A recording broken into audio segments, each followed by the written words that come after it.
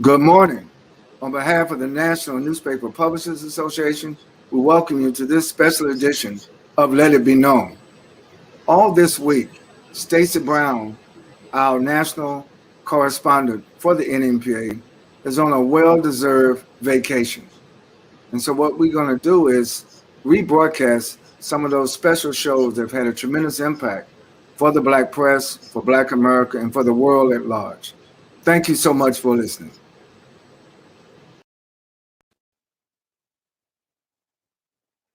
Good afternoon and welcome back to Black Press USA Live. Someone once wrote the following about our special guest. They said, Sinbad never tells jokes. I don't know any, he admits, but he rather stalks the stage telling real life stories. He doesn't deliver payoff lines, he slam dunks them. His comedy is large, physical, and impetuous. Psychologically, he jams us, poking holes in our lifestyles. His stories mirror our foibles.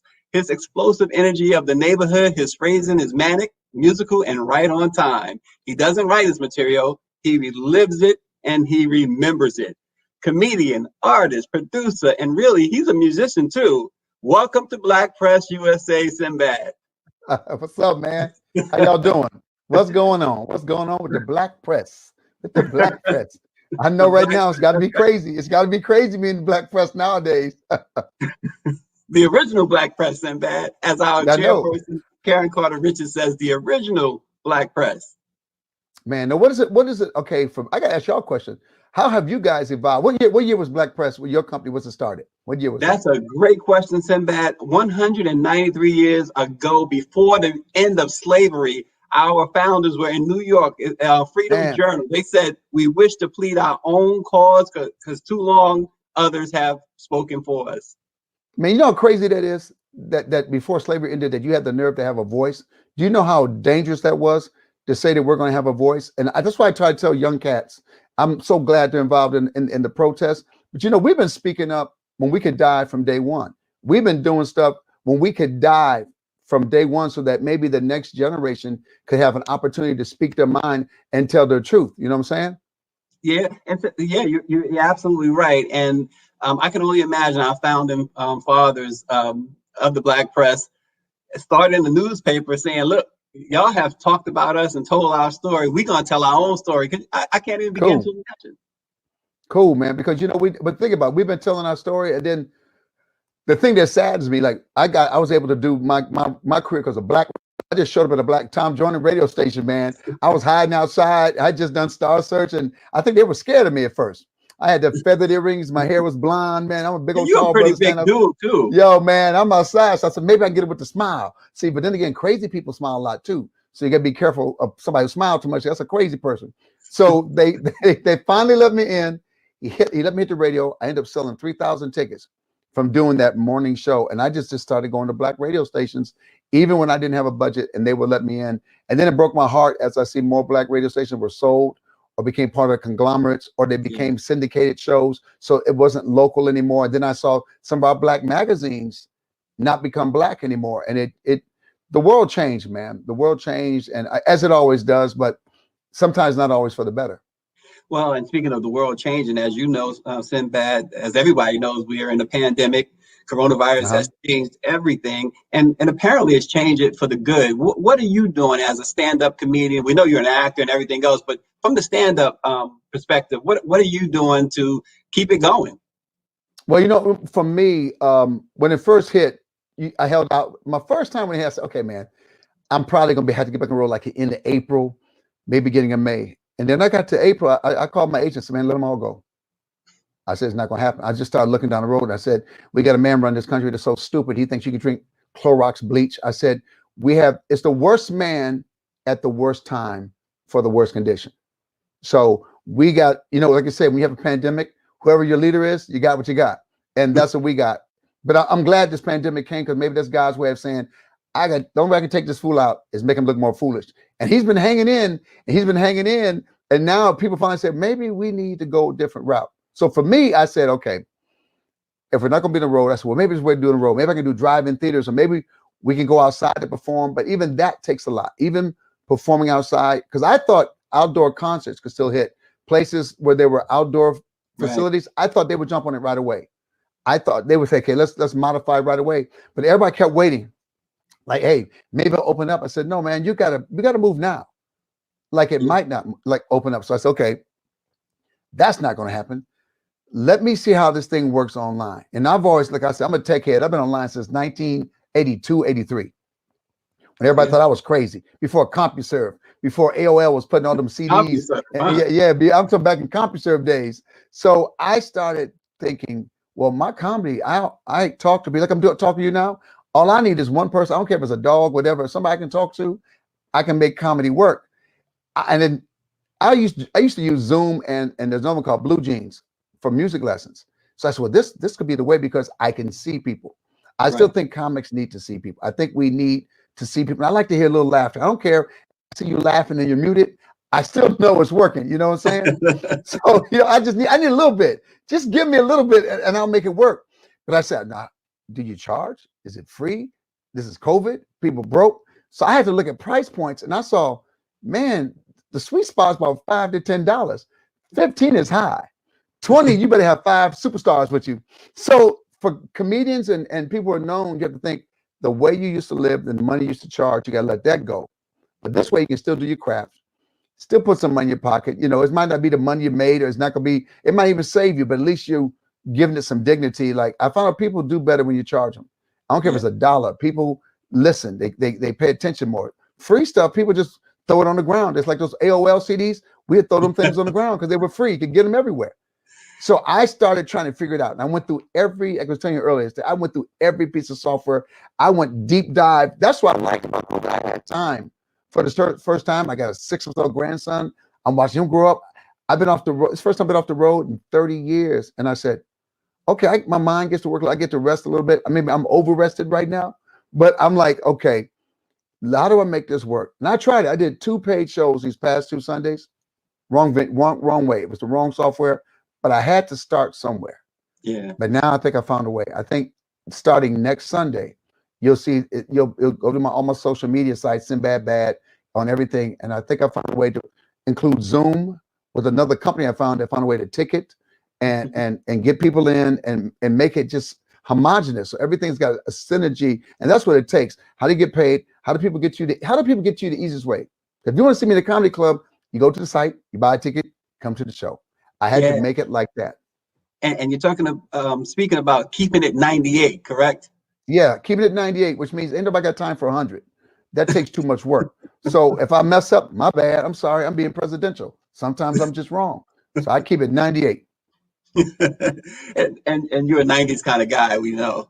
Yeah, man. I take it back to 90s is like new school for me. See, my old school is 70s, but now the new old school actually is 90s. But still, that's what people understand. People from my generation, even if you talk about 90s, like, well, Sinbad, it's 90s. I'm still part of that. Y'all don't get it. We go from 60s till now. So I get to jump in every generation. Y'all don't get to cut me out. I'm part of 90s too. Now 2000s, I don't want no part of that. I ain't taking claim for that. Y'all can keep that music. Y'all can keep all that. That's yours. You can have that. Well, it's interesting, Sinbad. In the 90s, I used to help a friend. He was the president of a travel company called McPherson Travel in Central City. Yes. And, they used to book all the travel for the Sinbad Soul Festival.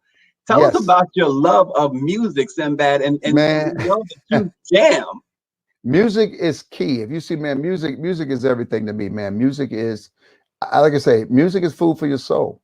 Even though I love comedy, even though comedy is great, I think people leave comedy and music play well together. That's why we got a comedian opening for a music act, and then maybe when the comedy becomes big enough, the music act opens for the comedian. But the two of them together is so spiritual and works so well. And for me, I was a drummer coming up from the time I was in 4th, 5th grade. After I went to college, played basketball. Terrible 4 years. That's a whole nother story. But I played drums. I love music, and I was still going to churches and listen to music. And I go to concerts. I saw Average White Band first time in my life at Regis College in Denver, sneaking through a back door. That's how much I love music. But then 30 years after, I still have my music, but I became a comic. For 30 years, I didn't play anymore. but I put on the festivals. I wanted to see guys. When I put my funk festival together, people thought I was crazy because nobody was doing that. There was nothing out there. And I said, man, I want to do something. And people thought I lost my mind. And I probably did. I lost some money on it, but I don't care because I'm glad I did it. Some things you do and you chalk it up that you did it. But then I started playing again in my 50s. Can you believe that? It took my daughter singing and my son doing this thing. I said, I want to play again. So I got back on drums, and then I went to guitar, and then I started playing the bass, and now I'm trying to play trombone. I'm trying to learn keyboards. I'm trying to do sax, but sax is beating me up. Sax doesn't like me, but I'm not going to let it beat me. So I'm going to keep trying. And you had some of the biggest funk groups there was. Dude, I had almost all of them. I had almost all of them, Stacy. I almost had everybody. I almost had everybody. Yeah, man. I'm blessed. I'm blessed that I got them. And we're talking about music. I have to talk about Prince. I know you had a great relationship with Prince. I remember you hanging out with Prince. He had a Las Vegas residency in the 2000s. At the you Rio, didn't like man. that decade, but no, because he was still from the other decade. We're playing in this decade. So remember, he's in the 2000s, but he's coming from the other decade. So I'm still cool with that, man. Now, before I get to that, when you asked me about that, I'm gonna ask. There was a question that came up. Do I have new material? Yeah, I always got new material about COVID and the world. I mean, dude, for comics, this is too easy. They're just giving us jokes. We know what's going to happen is when this COVID is over and the protest is over, a lot of comics ain't going to have no material. There's going to be some late night talk shows when Trump is gone. You're going to watch out. The shows are even going to change. Like, I ain't got nobody stupid to talk about. So you're going to have to come up with some real stuff. He makes it too easy. And COVID, there's a way to work it as tragic. Tragedy always has comedy. Comedy and tragedy are always interrelated. Comedy and tragedy are always interrelated. So I look at it. Now, I'm going to tell you about the show at the Rio. It's going to blow your mind, Stacy. Prince had seen my funk festival, my soul festivals, and he was asking me about trying to do this thing. And I just felt like, I don't think he needs me. He said, look, I want to do something in Vegas with the music. I want to be part of it. I said, well, I'll tell you what I did, but I ain't right. You're so stupid, Sinbad. You could have been hanging out at the Rio and maybe opening up and hosting it, but it just, when you get with people like Prince, they're at another level. I call that rare air. The people that were like that, when you sit with them, you kind of know your place without being told it's your place. It was Prince, Michael Jackson, Michael Jordan, and Bill Cosby. And when you're in the presence, you were just trying not to be a nuisance. You would just, I don't want to be a nuisance. And when I first met Stevie Wonder, you just don't want to be a nuisance. You know what I'm saying? You don't want to say, and by trying not to be a nuisance, you end up saying stupid stuff. So the best thing is just, What could Sinbad have said that was so stupid that would have, turned Prince or Stevie Wonder off? Well, it's not so much. They laugh at you because you stumble. Okay. And when I first, Bill Cosby, I couldn't speak. He came around the corner. I'm getting ready to warm up the audience for a different world. I was warming up the audience to sneak and get on the show, so it worked. So he came around the corner, and I had this speech made up. I said, "Hey man, so much." And he said, "Boy, are you okay?" He gave me a chance to regroup. You know what I'm saying? And with Stevie Wonder, man, when I first met Stevie, they said, "Man, hey man, Stevie wants to meet you." And I'm like, "Okay." So now, if you know Stevie, you could wait 9 hours for Stevie to get there because I don't think he has a sense of time or whatever. So I'm sitting there, man. It's an hour later, I said, "Man, Stevie Wonder, we're going to wait." 3 hours later, man, Stevie Wonder. 5 hours later, I said, "Man, you know what? I like the music, man. I got to go home." So when he walked in the door, first thing I said, "Man, can you not tell time at all? Can you not sense that it's late?" And that was how we started, man. Amazing. So I want to just briefly go back to Bill Cosby, because was he like a big influence for you, or the biggest influence in comedy for you? Biggest influence would be by trifecta. It would be Cosby, it'd be Pryor, Red Fox, even Flip Wilson, Nipsey Russell. Remember, all these guys I saw growing up.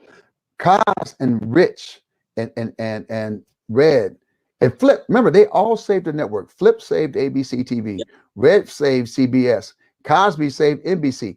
All these guys were larger than life. And I Yeah. said, that's my goal. I want to be larger than life. I don't want to just be funny. I want to leave my mark.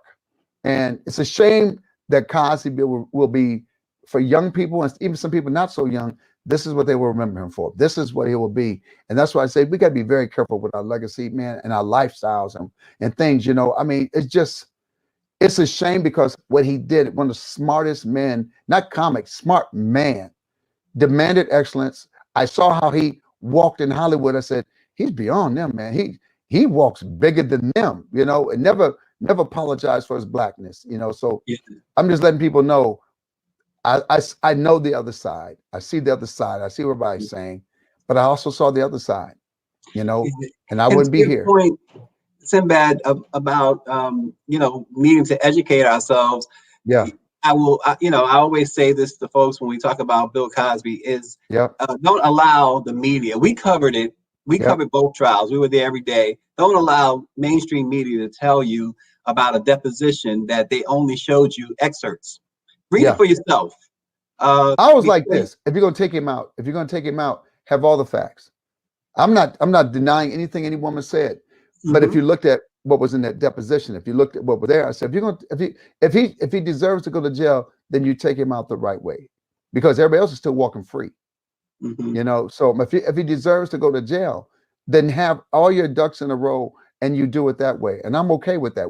If you got all your ducks in a row, then it is what it is. And as a man, we have to pay for what we do. But if you don't have your ducks in a row and you just want to get him, that's not enough for me. Yeah, our president and CEO, Dr. Ben Chavis, visited Mr. Cosby a few times in prison, and we've actually interviewed him. I've interviewed him from prison, and a couple of months ago we had Miss Camille Cosby on our show as Uh-huh. well. Have you had a chance to talk with him, Sinbad? You know, I get word to him, and I get the chance. I've been trying. I don't think he'll let me come see him. I'm He don't trying. want anybody to come see him. I Right? don't. He won't let me come see him. He won't let me come see him. And I want to tell people, because I want women to get it wrong.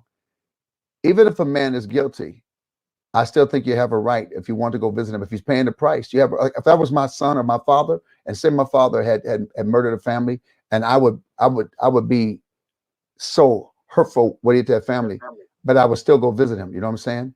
Right. I would still go visit because my father, because my brothers, my cousin. Not saying I agree with what they did, but I would still go see them. I don't have to agree with your actions to not go see you. You know, especially if you're paying the price for your actions. You know, that means none of us would go visit our families in jail or prison or any kind of an internment like that. So yeah, man, I would like to go on and talk to him. Yeah, and Sinbad, you've been on.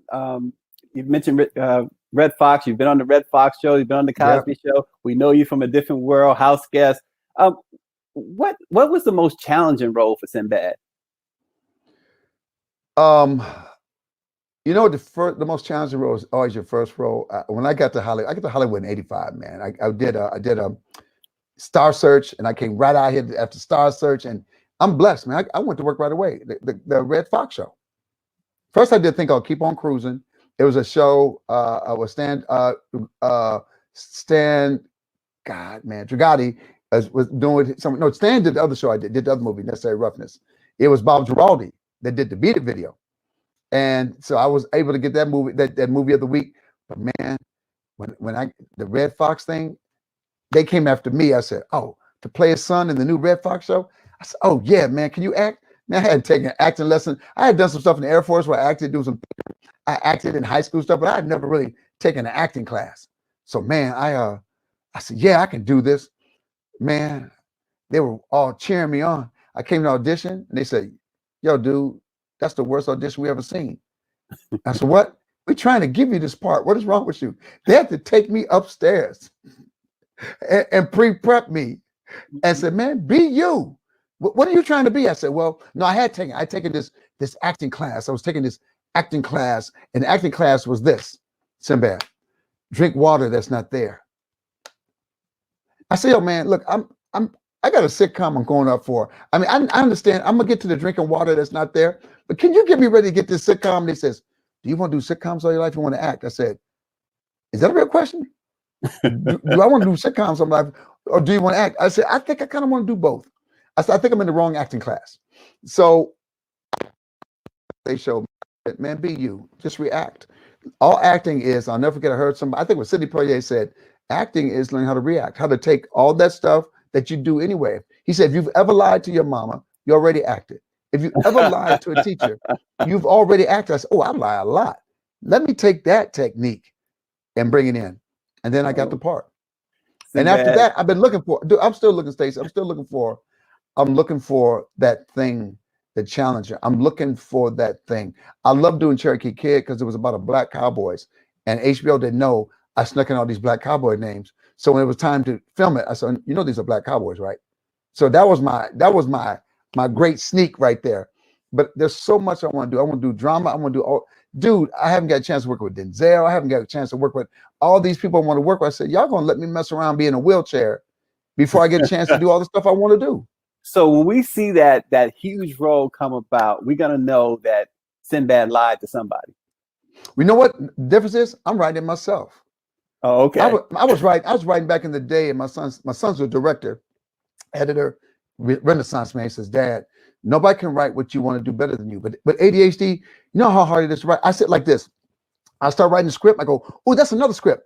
I said, oh, that's next thing you know, I got 3 scripts. And I don't finish the one. But when I go pitch it, they don't know. Now the lie is this. They don't know I didn't write it. I go, is that written? I go, yeah. Can you send the first draft? I go, yeah. And that's where it ended up laying because I didn't write it. And sometimes I just made it up in my head while I was sitting in the office. So it's a blessing and a curse. So I've got, not during this COVID, I had to learn how to sit and write something down and finish it out rather than go like, here's my thought. Because on stage, I can do that. I can just say, tell a joke about riding my bike when I was 6. And it just comes to me in stories. Wow. We are with the great Sinbad. This is Black Press USA Live. And a lot of folks are writing in Sinbad. Jalen Pierce, he says hi and he says good vibes. Cool, man. Linda Marcus Smith, love you. We had Alicia Marie, Marie Guest, with Michelle, who's a regular on our program. Okay, cool. That's cool. Deborah Moore, hello, Sinbad. Ernest Conversion, is that how you pronounce the name? He gives a shout out. He says we have to change the narrative of Mr. Cosby. Chris Coffey gives a shout out. Sinbad, what was it like transitioning from stand up to films? That's cool. You know, can I do that first? I like that, changing the narrative on Cosby. Oh yeah, absolutely. I think we have to look at it. We have to go into the realness, the deepness, even if it gets ugly. But I can't throw out everything else, you know. So my thing is this: say you hate him now, say you have no respect for him now. Then we have to say, well, how can the cats who aren't supposedly bad people, how can you give $20 million to a college like he gave to Spelman? Can you do that? So my thing is, if you don't agree with his action, I got it. But can others step up and take the mantle? You know, I look at the positive side, even though we have to deal with all sides of a person. But I'm saying this, so while you're hating on him, what are you doing? What are you doing to step up to fill the void? What are we all doing to fill that void when that voice is gone? That's, I guess, what I'm saying. So isn't it amazing? I'm sorry, Sinbad. Isn't it amazing how often we hear when a celebrity, such as Bill Cosby, runs into trouble, and you know, like you said, all the good that has been done, but then the first thing you hear is, "Oh, I knew there was something." You believe it right away. I told you something wasn't right with him. Well, you know what? This is what I think what happened. I'm gonna be honest. This is what I think what happened with Cosby. Cosby could be hard on people. Cosby could be like, "Hey, man, we got to act right. We got to take charge." Remember, he said the new KK was red, black, and green. You know, he was hard on people. He was saying, hey, I remember he got an issue where he said we need to quit buying Jordans and everything and take care of education. Now that came in like kind of hard, like a spank. You know, and he was bold enough to say it. And sometimes I thought he might have been too hard on people. I thought, hey man, sometimes you gotta look at life and how do you address in such a way will they listen to you? You know, I look at it that way sometimes. So some people were actually happy. They don't care what it would have been. And then we know in white America, they were so happy to take this giant down. They were giddy. They were almost giddy because this man was the first. He created a way for Jerry Seinfeld to be rich. He created a way for Roseanne Barr to be rich. He created a way for Tim Allen to be rich because remember, sitcoms were dead. Sitcoms, they said, would never come back until he came along. So I have to look at that path of what he brought. but I also have to look at the path of everything else. You know, we also have to look at the dark side. We do this throughout history. We look at great people, but we have to look at a dark side. We say, okay, what is there? And you don't shade it. You don't go like, well, the good overrides the bad. I look at all of it as a collective. But if I'm following in this path, I said, say Cosby is guilty and all this, I said, okay, cool. But I have to look at what he did right. Can I follow that path? Remember, if you follow a leader, say he wasn't a perfect leader, say there's a leader out there that's leading us in a movement and go, man, he had this dark side. Okay, man, I can't go dark. I can't go dark, but I'm going to take what he did good. I'm going to take that. It's like watching an athlete. You're watching Michael Jordan, The Last Dance. Okay, I ain't going to take all that he did. I'll pick and choose. I said, but I'm going to take some of this other that he did. I'm going to take this other thing and I'll go that path. That's how I look at life. You know, that's how I look at it. So again, so what was it like transitioning from stand-up to film, Sinbad? Oh, I couldn't wait. We all as comics can't wait for the movie. We come out, we don't just want to be a comic, but they know, I know a couple comics that they just want to do stand-up. I do know a couple comics that I just want to be a stand-up. I said, I get that, bro. I get that pureness. I want to do it all. I want to be a producer. I want to be a director. I wanted to write. I want to do, because the holy grail is, can I be funny? And can I be serious? Can I take what I do and transition to film? And it's a scary thought too, because until you do it, you don't know if you suck as an actor or if the comedy doesn't transcend. And when I did my first guest, when I did a Houseguest, my first thing, dude, when I got the script, I'm gonna be honest, the script was like, I said, man, this ain't 48 hours. This ain't Bad Boys. I'm like, man, wait a minute. Where's my Bad Boys? You know? So I said, okay, man, instead of griping, let me find a way. So, and I know I'm my man that directed it, Larry, and his girlfriend at the time wrote it. And I said, okay, I'm gonna come to set and I'm gonna kind of finesse it. I told Phil Hartman, I'm gonna finesse some of the stuff, and not that it's written bad. I said, why have Sinbad here? It's like, why would you have Michael Jordan here and have a set play, or LeBron James and say, wait a minute, I got LeBron James. We can throw that play out and just get the ball to LeBron. Let's see what he does with it, and we'll rewrite some new stuff around him. You know? Right. So I looked at it, I said, well, and I knew it was going to rub people the wrong way, and you're going to be called hard to work with. That's the misnomer they give to a black comic. You're hard to work with. That can mean either you're a drug addict or you just know how to make it funnier. It carries a wide range of implications. When they say somebody has an attitude, that's why I said, I need to meet him first. You say he has attitude. I don't know. Maybe he just knew what he wanted and you got pissed at that. So when I got there and I started changing lines, they, whoa, I said, I'm gonna be honest with you, I'm gonna be doing this every day. and I didn't know if I was messing up. And I know the director was mad. They called the producer, man, Joe Roth, from the studio, came out and they called and he came to, he landed in the airport. We was doing this in the airport while I'm running with the hamster and I'm doing stuff. And he still had his clothes with him. And he said, wait a minute, is this what they called me about? I said, yeah. He said, man, keep doing that. He got back on the plane and went back. I said, I'm good. I said, I'm good. And once I knew I was good, I was able to be, it gave me it made me run faster. Yeah. It means I was making the right choices. Yeah. You talked about Red Fox. You talked about Richard Pryor.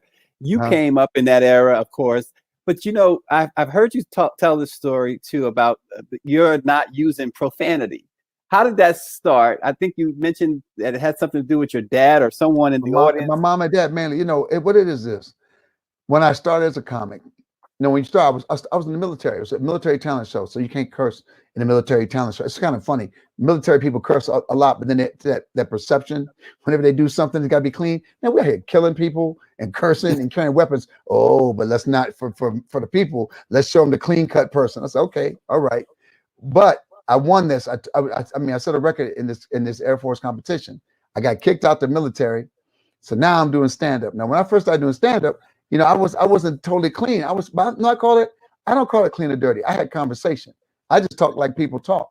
Now there's what people I thought would call dirty was when Red Fox was doing talking dirty after dark, and Red Fox and Richard was clean when he started. People don't know that Richard was a Bill Cosby prototype. As Richard said, I did Bill Cosby better than Bill Cosby did Bill Cosby. But he wasn't being true to himself. That his life, being pure, living in a whole house. I mean, dude, he said, If anybody earned the right to be dirty, was Richard Pryor. You know what I'm saying? If anybody earned the right to be dirty, was Red Fox. If anybody earned the right to be dirty, was Bill Cosby, where he's from in Philly. So people don't know that. He made a choice, I think, because of his mom. But I was clean, and I was dirty, and my dad came to see me early on in my career at a show in Chicago. I think it's Comedy Cottage. And all the comics, everybody was trying to be Richard Pryor. Everybody was a bass. Everybody was on the everybody was trying to be Richard Pryor. Everybody was a bad version of Richard Pryor. My dad was sitting there. He took the brunt from all these comics calling, "Hey, are you a pimp?" White comics, my dad's a preacher. He's sitting in front. How you look like a pimp? It was that stock joke that white comics would do back then. So I walked on stage. I said, "This man no pimp. This my dad's a preacher." I said, "A pimp?" I said, "Look at this white dude. He looked like a pimp to me." So I cleaned it up, but I didn't let nobody know it was clean. I kept my edge. I said, "I'll keep this edge." So people didn't pick up I wasn't cussing. I said, if I can keep this edge, I said, but you know what? I'm gonna go back to cursing when my dad leaves. And this woman walks up to me and said, and I hated it. She says, "Oh my God, I'm glad you were clean. I could watch the show." I said, "Oh no, don't let me be the one. I don't want to be the one. Oh God, don't let me be the one." Because see, everybody thought that was, "Oh, you were clean, but I loved you." I said, no. I knew in Hollywood they would take it me as not having fire, not having controversial people walking. When I got to Hollywood, that's when the thing changed. I'm on the road. Ain't nobody going, "He's a clean comic." They're going, "Sinbad crazy." I love Sinbad. I got to Hollywood. They said, "What kind of Negro is he? Is he good Negro or is he bad Negro? What Negro box do we put him in? Oh, the Bill Cosby box or the Richard Pryor box?" Although they're both the same to me. They're both equally funny. They're both bad in their own right. So they ended up going, "Oh, he's squeaky clean. He's an All-American. He's America's dad." I said, "Y'all just killed my career. Y'all just killed me. Y'all just killed me with that. Don't you describe me." Then I would have meetings with them, and then the meeting they would leave. "Oh, he's militant. He's not. I said, "Oh, I wasn't a good Negro." It's like, James Baldwin, "I'm not your Negro, man. I'm not your Negro." Wow. So don't put me in that trick bag. Wow. You've shared a lot about the art side of your career. Can you share a little bit about the business side of the entertainment business for Sinbad? No one's ready. None of us that come out here understands the business side. The one that probably understood the most, because he was 15 when he started, was Byron Allen. Byron Allen is probably one of the smartest businessmen, actor, comedians that I know. But I think when you're really good at business, sometimes I think your comedy kind of suffers because you almost become a producer. Like you end up going that route because if you know so much about it, I think you lose some of your edge. I like how rappers become businessmen, but a lot of times when they become that great businessman, you don't see his next album anymore, or the next album doesn't have that fire, but you become a great record person, a great record deal, making records, and you might do that album every now and then. You got to find that fire. Like, you're still talking about being from the hood, brother. You living in Beverly Hills, you living up in New Jersey. Don't do that. Don't do that, man. I like what Ice-T once said, "Man, quit talking about that. Man, you ain't no gangster no more, man. That's why we live where we live. That's why we live in a gated community." So you still got the qualities in you, but you're trying to get away from that. Yeah. For me, the business side, when I came out here, when I did my first sitcom, dude, I almost had fist fights. I had anger come up in me I hadn't seen in me since college. Because I didn't realize that when you do a show, you got to bring your team. You got to bring your team that fights for you, so you don't go in there and go crazy on people, because it scares them. So I didn't understand that at the time. I didn't understand that people that do comedy sometimes don't have a single funny bone in their body. Sometimes writers that write for you don't have anything funny about them. They're good writers. They're like, I call them the strange cats sometimes, but doesn't mean they can't be a good writer. Doesn't mean they can't write for your show. I think every first sitcom for every comic, you almost lose your mind. Roseanne Barr did it. Roseanne started giving writers numbers so she wouldn't know their names. Is Martin? We all talk about it. I said that first sitcom. I just did the show with Rail, and Rail said, I said, "Rail, the first show you find out who your friends are, who aren't your friends. But when you're young, you're ready to fight." I said, "I'm different now at 60. Even when I got my 40s, you go about it different. You look at the business different." I'm like this. Okay, I get it. You don't get me. You don't even have to like me. There are people who give you work that don't even like you because they think you can make them money. Right. I learned people that work with you don't have to like you. I just need that opportunity. Let me take it and run with it. So that's the difference. The business side, as this time around, because for me, there's going to be a second win. My business side is I know how to approach this without losing my mind. I know what battles I want to fight, because you'll fight them every day if you react to the words, because that's how simple this business is. That's how silly it is. But you can't let that get in the way of what you're trying to do. Yeah, absolutely. Again, we're talking to the great Sinbad. This is Black Press USA Live. Sinbad, we talked before going on the air about verses, and we're thinking about what about a comedy? What would a comedy versus look like? Sinbad versus who, or how would you? Okay. How do you see that unfolding?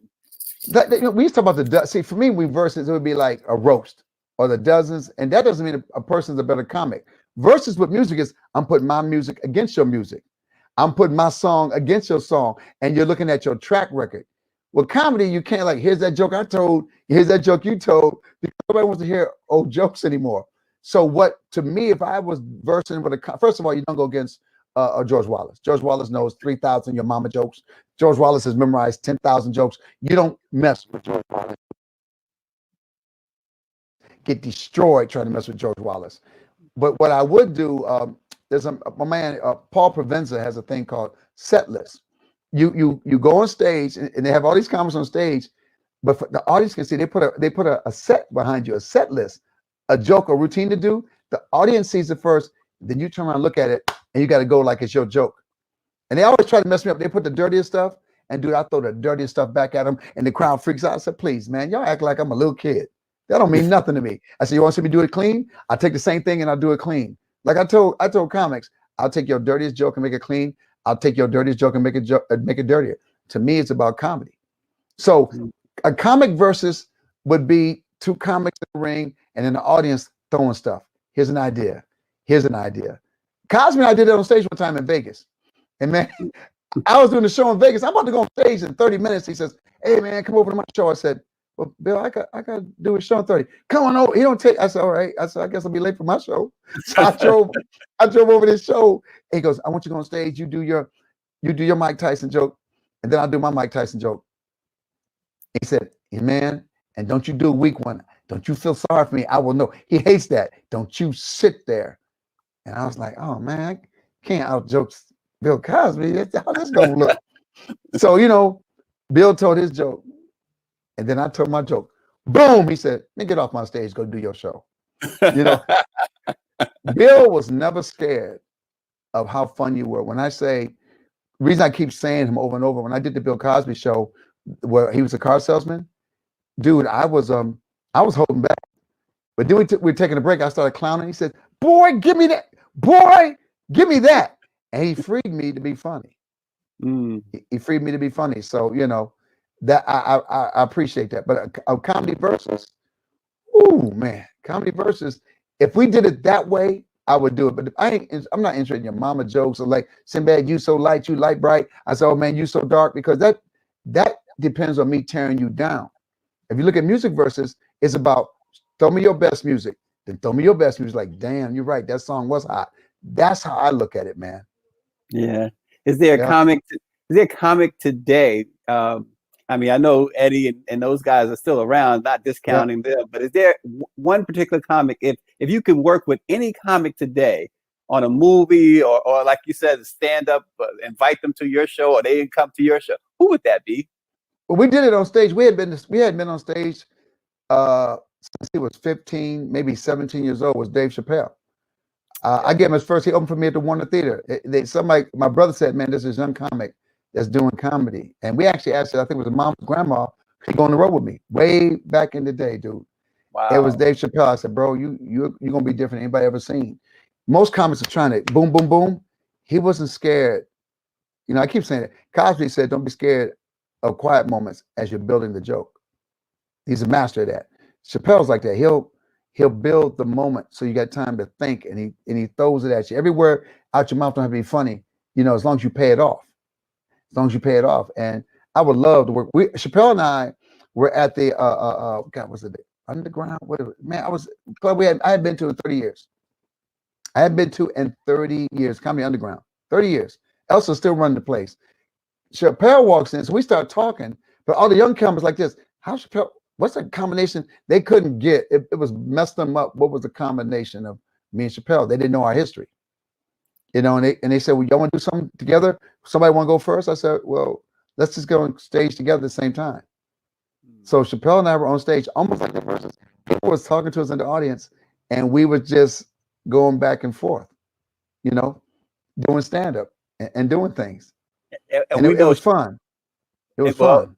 And we know Dave Chappelle definitely marches to the beat of his own drum. He walked away from what, $50 million at one point. Yeah, man. I don't know if he knew he's walking away. I think there's more to the story. I think if I always told him, man, I wish I could have got you before you went to Africa. He didn't realize he owned Fox. I mean, he owned Comedy Central, owned them. It was the Chappelle Show that made, once again, that's another brother that saved the network. Chappelle saved Comedy Central. My son had me look at it. Dad, you need to watch Chappelle. I said, I know Dave Chappelle. You need to watch this. I'm sitting there watching with my son. I said, oh man, this show is crazy. So I looked at the freedom he had on that show. All he had to do was go into to Comedy Central on a Friday and say, hey man, because they said, we want you. He said, I want to do something different. I'm not going to do. He realized when he was doing the Rick James joke, sometimes we got it, but white people didn't get the greatness of Rick James, you know. So he said, maybe I'm gonna switch it up a little bit. He said, not much. He was gonna switch it up a little bit, and then all he had to do was go on a Friday. This is what I'm gonna do. I'll see you Monday, and they would have done it. Wow. He owned it like that. They would have done it.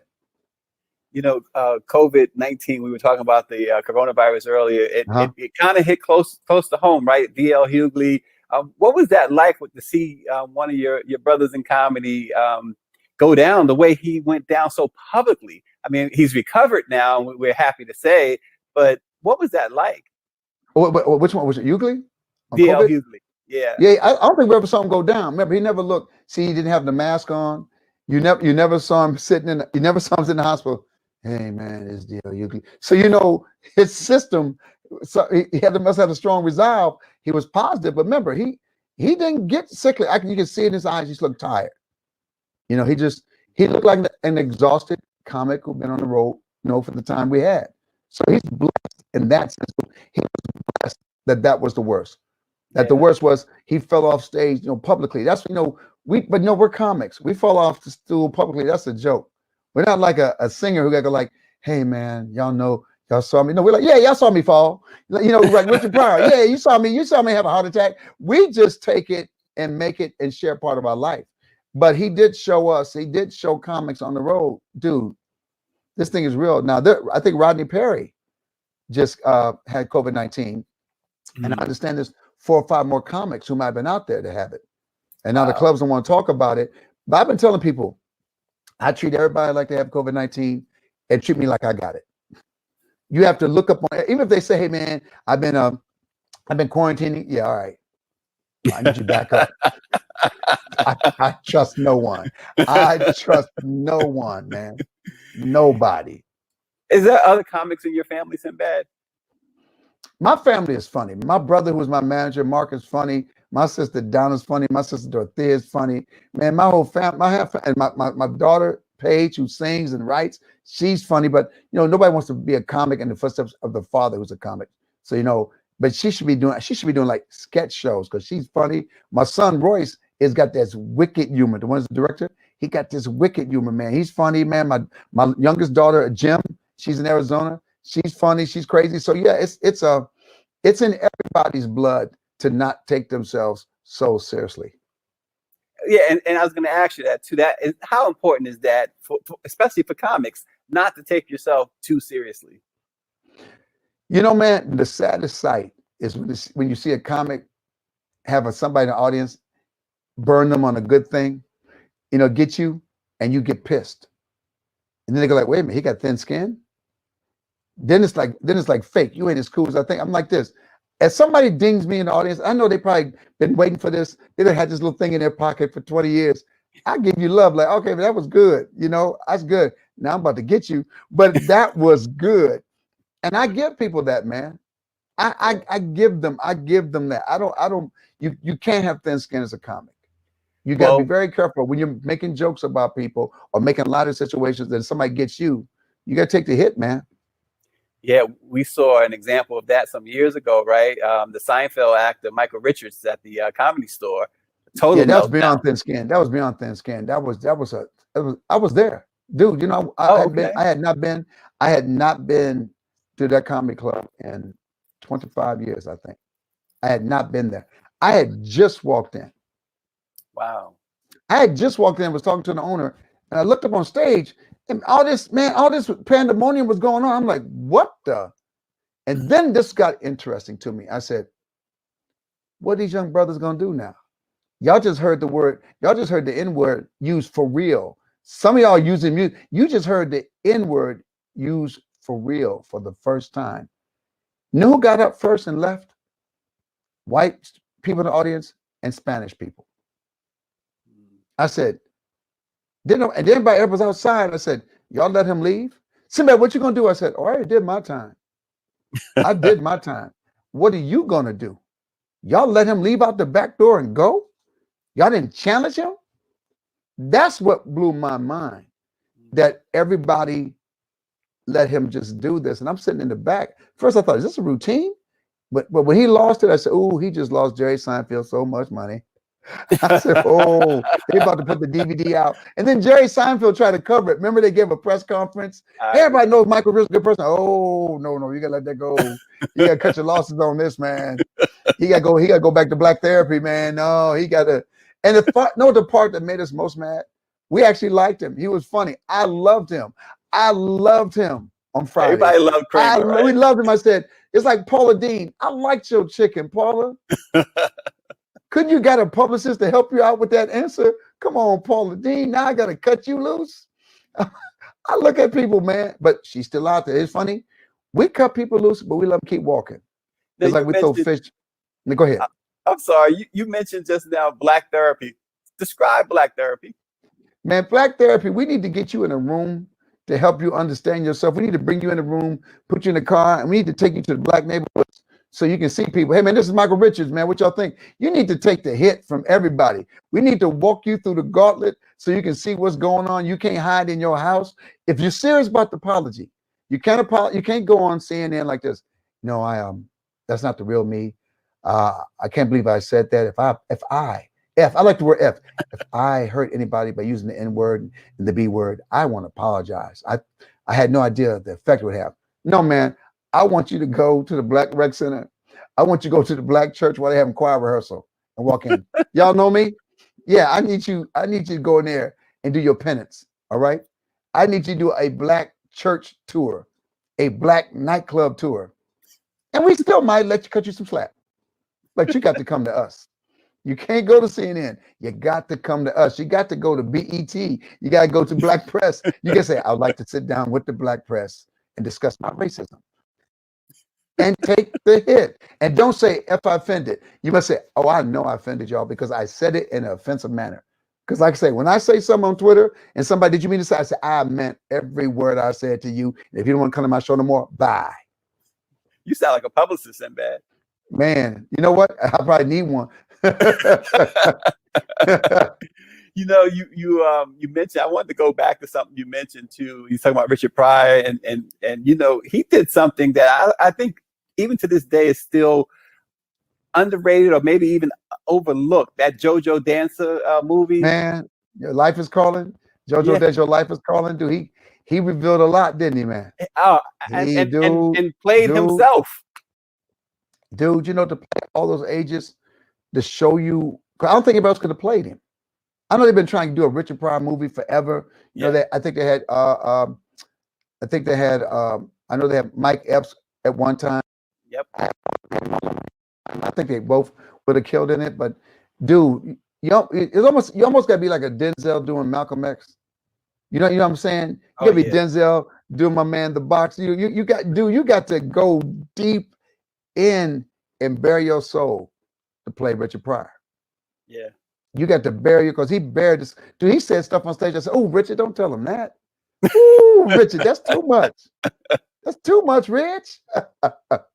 Well, what surprises or what shocks Sinbad? What when you hear a comic or anyone doing any type of comedy, what stands out for you? What really gets your attention?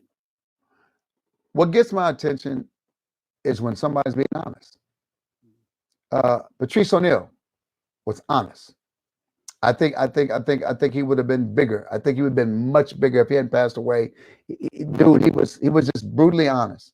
He said stuff, man, on stage. I said, "Oh, I love this brother. I love this brother. He don't back down." See, some people back down when you say something to him. He doesn't back down. He said, "Yeah, I said that too. Yeah, I said it." And the person stayed. Didn't nobody walk out? I said, "Dang, they took that hit and they stayed." So it's like, you know what I hate? Okay, tell you what I do hate. When a comic says something and then they apologize or try to do apology, man, back it up. You talk trash. You said what you said. Back it up. People will respect that more than you backing down with a fake apology, man. Yeah. If you say something, say about Taylor Swift or something, you know, I've said stuff about Justin. I said something about Justin Timberlake, and I didn't back up, and I went harder. Then I got death threats for the Justin Timberlake fans. I said, guys, I will be at this Starbucks. Please come kill me, because ain't no Justin Timberlake fan gonna kill me. No Justin Bieber fan. No Taylor Swift fan. I wish I would come in the parking lot try to kill me. So we don't want that to happen. You know, there's a lot of things that comics find some sort of funny in, right? Yep. Now, we had a serious situation. We talked about the pandemic. We talked a little bit about social justice, the situation with George Floyd. What do you do as a comic with these serious situations? Well, first, when I said I don't see comedy, I saw a black man die. Y'all saw what I don't know if you know, if you go back and watch one of my, I don't know how old it was, but they hit his brother with a beanbag. He's got his hands up. He's got wearing gym trunks. He has no shirt. There's no weapons. He's standing in front of his woman. She's holding kids. There's 3 kids around, and they hit this brother with the beanbag, and the kids start crying, and the woman's crying. He's on the ground, and they hit him 2 more times with the beanbag. Now, my first thought, and maybe it's not a correct thought, is just, I wish I was there, and I wish there was a bunch of us there. And I wish we handled the situation. And that's a negative and a dark place to go, but that's where I'm at now in today's society. So I don't even come at it. When I put on Twitter, I don't come at it with comedy. I come at it as a black man, an angry black man who's fed up. I come as an angry man who's fed up. Some things aren't funny to me. Now, when I'm doing stand-up and I try to talk about some things, I find a way to talk about racism in a funny way that maybe their people don't pick it up, my people pick it up. See, I'm not doing stand-up hoping the whole world gets it. You can come or not come. I'm not a crossover. See, this is the word that does us a disservice. When they say we're a crossover artist, I didn't cross over to you, you crossed over to me. I did not try to come to your backyard. You came into my backyard. And just remember that. I didn't hope you would like me. When I first started doing comedy, I didn't know what my white audience would be. I didn't know what my black audience would be. But I said, I'm gonna speak my truth. I'm gonna speak my truth. I remember my dad, I tell this story, when I first started doing comedy, I'm in the South. I called my dad and said, I can't do this. I'm doing comedy for a group of people that hate me and hate my people. I don't want them to give me that exception. Oh, Sinbad, you're different. No. Now you're about to piss me off. No, I am not different. Don't make an exception for me. Don't make that case that we like you because you're different. You can come to my show, but know what you come to see. Know who you coming to see. I'll give example, man. I was doing the show in Charlotte, North Carolina. After the show, there was a young white lady waiting after the show. I was in my 20s. She said, you're so funny. I said, oh, thank you. Look, I said, what? I've never slept with a black man. But you know what? She says, but you're not black. You're Lionel Richie black. What? I said, what? Lionel Richie got a race? She says, I don't see you as black. I see you as Lionel Richie black. I said, baby, if you sleep with me, you just slept with a black man. Your mother would call her the N-words, okay? So get that straight. And what makes you think I want to be with you? And she looked at me. I said, we have choices. Now, that's not to put people down, putting down a white woman, but that particular white woman, I wasn't going to let your conscience justify what you was trying to do. I am not Lionel Richie black. I'm sorry. Lionel Richie is darker than me. Lionel Richie's darker than me. Darren Miles Sr. said I'm dark white. I'm Tom Joyner white. We are the dark white chronicles, okay, my brother? Look, Darren Miles Sr. says, this is a grown man talking. I guess a lot of folks are agreeing with Sinbad. Annette Phillips says, right on. Annette Phillips watches us religiously. We appreciate you, Annette. Sinbad, I'm going to throw some names out at you. Okay. Some of them are unfortunately not here with us anymore. Robin Harris. Robin Harris was on his way. Robin Harris was like the next one. Maybe his kids. Me and Robin used to always work here at the Black Comedy Club in LA, man. And I said, Robin, success is a strange thing. You think it's about to get better. I said, brother, it's about to get crazier. When Hollywood falls in love with you, yes, it's going to put money in our pocket. If you can get your mind right, know this, it will also kill you, brother. I said, you got to start exercising, got to get your mind right, because, dude, you will feel a pressure like you never felt. You almost feel like it was better being broke on the road sometimes because of how insane it gets. I said, but brother, if you ride this out, you can make some money, bro. If you ride this out right and don't lose your mind and keep the right people around you, you know? And I think he was doing it, man. I think he was going to do it, bro. No, that's because our health. We got to take care of our health, bro. Stress is real, whether you see it or not. Stress is a beast. Even right now, we find out who COVID takes out more than others. Our people, it's the reason that Black and brown people is hitting it. Diabetes, high blood pressure, man, heart disease. I said, and some of it's not our fault because the way they're showing, even with Black young people, their health care. When you don't have health care, man, see, these are the real things. We make jokes about it, but it's not a joke. It's not a joke, but we have to find a way, man, to change this, man. We have to demand it, man. Yeah. Bernie Mac, my boy. Bernie Mac, I met Bernie. Sinbad, man, come on, Sinbad. I ain't like you, man. Hey, man, Sinbad, hey, man, they ain't gonna get me, Sinbad. I first met in Chicago at Jokes and Notes. My brother had this comedy club in Chicago, man. And Bernie Mac came out and said, oh, this brother, man. And Bernie played basketball, man. He played a semi-pro basketball. I said, bro, they ain't gonna get you at first. But if you stay the course, when they finally get you, you know, let them change you. And Bernie didn't let nobody change you, man. Your money will be big because you didn't change for nobody. You don't have to go like I changed. You are Bernie Mac from day one. Like, I ain't scared of you, mother. When he first walked, I ain't scared. That day, I said, there you go. He's off and running. Actually, you know, going back to Prince, you know, Prince used that line in one of his songs from Bernie Mac. It was pretty awesome. It's what we feel. No, Bernie Mac said exactly because he was scared. Bernie was backstage looking at them like, man. I said, yeah, it's crazy. It's like when brothers come do the Apollo. I said, hey, man, don't tell me you're from LA. They ain't playing that. You tell me from New York. Don't you tell them you from LA. And one comic didn't listen to me. I said, man, all the way from LA, they started booing before he walked out. They started, bro, you wanted that moniker? I'll give it to you. But I know these people. They ain't gonna play with you. Couple more. Dick Gregory. I met Dick Gregory when he weighed 300 pounds when I was a kid. And I would make Dick Gregory when he changed his life. When I was a kid, he was a comedian. He was eating some fruit at Silver Beach in my home in Benton Harbor. I said, that's Dick Gregory, man. Dick was one of the smartest men I ever met talking about health. Dick was the one that talked to me about foods and losing weight and eating. And I was in the airport with Dick, and he has a briefcase. And dude, we're going to get some meat. He left his briefcase in the chair. He goes, don't worry about it. The FBI people follow me. They won't let everybody steal that. And he left it there. And it was honest. No one touched that briefcase. Wow. Smart. Kevin Hart, man. Kevin Hart takes a lot of hits because other comics said, man, he ain't the funniest. I said, well, even if he's not the funniest, would you have turned it down? Would one of y'all given the mantle to somebody else? Like, oh no, don't get me. Go get so-and-so. No, I respect that he's done. I think he's a good representative of people. I'm glad he's making the money. I'm glad he's out there trying to bring other people in. I just wish he would leave The Rock alone. Leave that man alone. Come on, man. He's too big, bro. Let it go, man, Kev. Let that go. But Kev, I'm happy for this brother. I'm happy for his family. You know, he's been through ups and downs. He's taking hits, but he's still here. He's still here, and that's the main thing. He's still here, and he's still doing his thing, man. And finally, Sinbad, we found out something about you that maybe some people don't know. You are a nerd. Oh, yeah, but you see, there's all kind of nerds. There's nerds. I'm like, damn, that's a nerd. And then there's black nerds. We're called blurreds. So my son and I, we got a podcast called Blurred Empire. Black nerds are always a little different.